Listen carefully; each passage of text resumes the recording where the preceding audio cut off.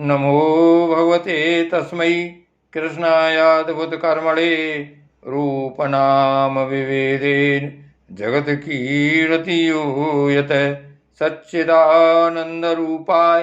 विश्वोत्पत्त्यादि Hathaway तापत्रय विनाशाय श्रीकृष्णाय वयं नमः। श्रीमद्भागवत महापुराण सप्तम स्कंद छठा अध्याय। प्रहलाद जी का असुर बालकों को उपदेश। प्रहलाद जी ने कहा, मित्रों, इस संसार में मनुष्य जन्म बड़ा दुर्लभ है। इसके द्वारा अविनाशी परमात्मा की प्राप्ति हो सकती है, परंतु पता नहीं कब इसका अंत हो जाए। इसलिए बुद्धिमान पुरुष को बुढ़ापे या जवानी के भरोसे न रहकर बचपन में ही भगवान की प्राप्ति कराने वाले साधनों का अनुष्ठान कर लेना चाहिए। इस मनुष्य जन्म में श्री भगवान के चरणों की शरण लेना ही जीवन की एकमात्र सफलता है, क्योंकि भगवान समस्त प्राणियों के स्वामी, सुहृदय, प्रियतम और आत्मा हैं।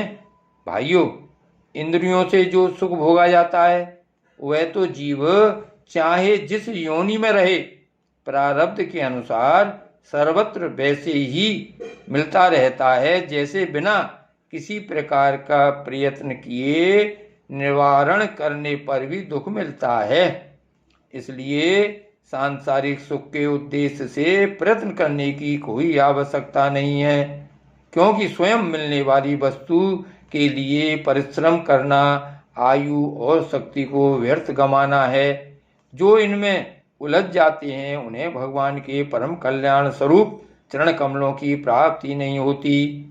हमारे सिर पर अनेकों प्रकार के भय सवार रहते हैं, इसलिए यह शरीर जो भगवत प्राप्ति के लिए पर्याप्त है, जब तक रोग शोकादि ग्रस्त होकर मृत्यु के रूप मुख में नहीं चला जाता, तभी तक बुद्धिमान पुरुष को अपने कल्याण के लिए प्रयत्न कर लेना चाहिए। मनुष्य की पूरी आयु 100 वर्ष की है। जिन्होंने अपनी इंद्रियों को बस में नहीं कर लिया है, उनकी आयु का आधा हिस्सा तो यूं ही बीत जाता है, क्योंकि वे रात में घोर तमोगुण अज्ञान से ग्रस्त होकर सोते रहते हैं। बचपन में उन्हें अपने हित अहित का ज्ञान नहीं रहता। कुछ बड़े होने पर कुमार अवस्था में वे खेल कूद में लग जाते हैं। इस प्रकार 20 वर्ष का तो पता ही नहीं चलता। जब बुढ़ापा शरीर को ग्रस लेता है, तब अंत के 20 वर्षों में कुछ करने धरने की शक्ति ही नहीं रह जाती। रह गई बीच की कुछ थोड़ी सी आयु, उसमें कभी न पूरी होने वाली बड़ी बड़ी कामनाएं हैं।